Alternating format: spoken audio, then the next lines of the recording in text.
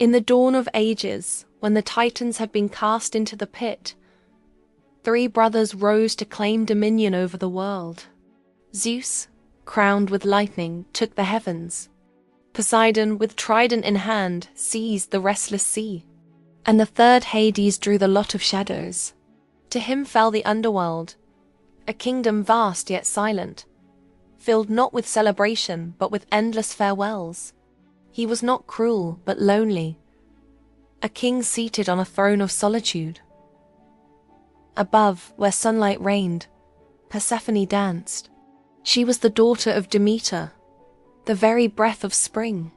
Where her hands touched, lily bloomed.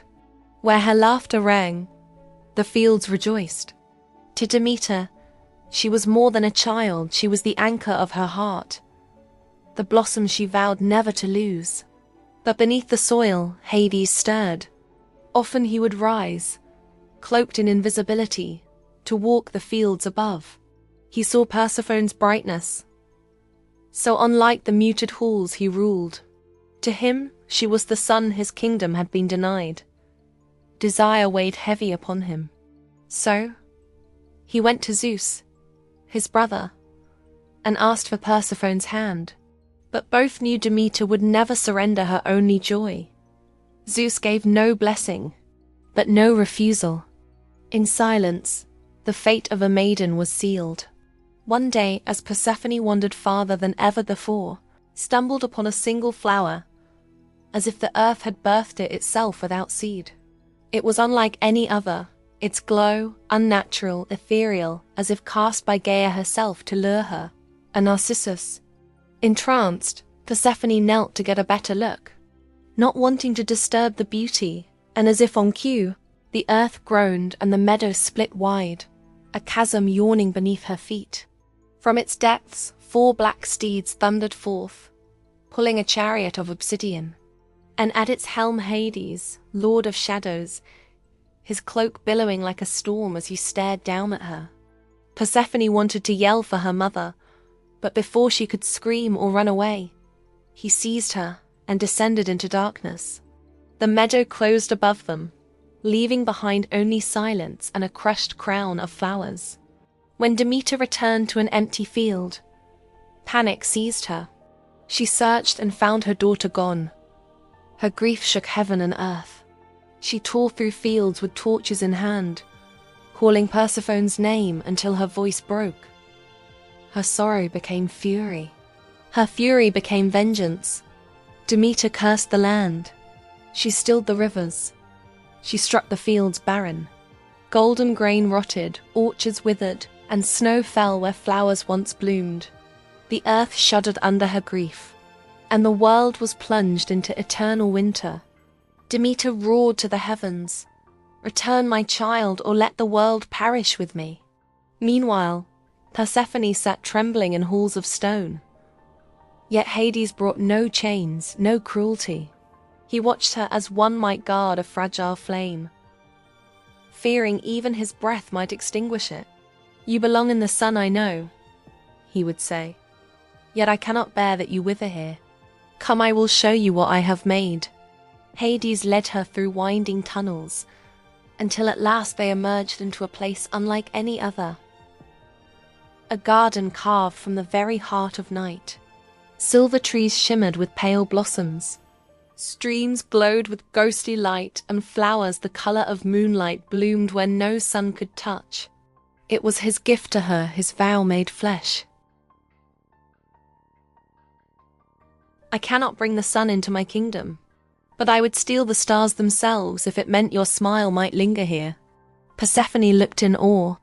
She couldn't believe that even in darkness, such beauty could exist. Meanwhile, Olympus trembled as mortals starved. Zeus, alarmed by the dying world, ordered Hades to yield.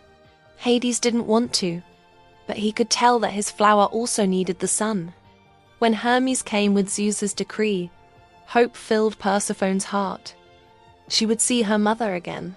Yet before she left, Hades offered her a pomegranate, its seeds gleaming crimson.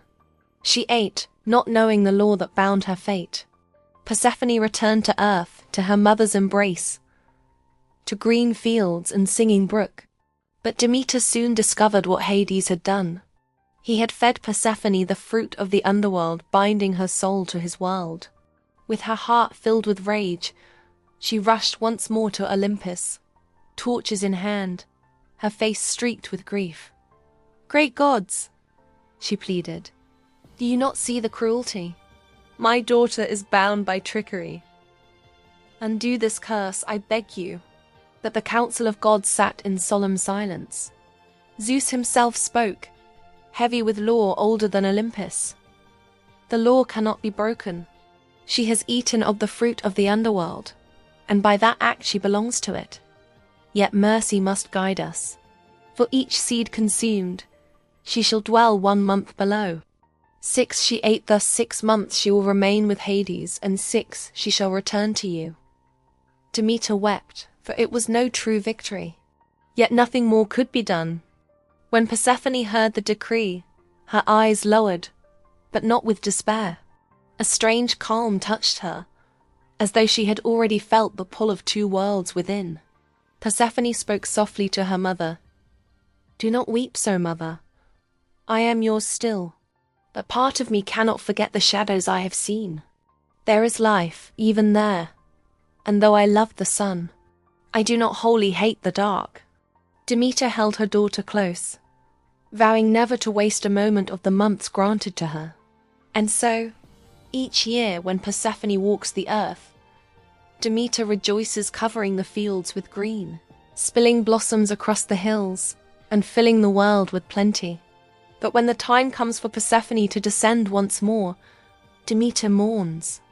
Leaves wither, flowers fade, and winter lays its veil upon the land, a mother's grief painted across the earth. And during this time, Persephone walks the silent halls of the underworld, her steps soft against the stone. Where she passed, the shadows seemed less heavy. The flowers in Hades' garden leaned toward her light. She was no longer the maiden of spring, nor the child stolen from her mother's arms. She had become something greater, a queen of 2 worlds. Thus the cycle was born.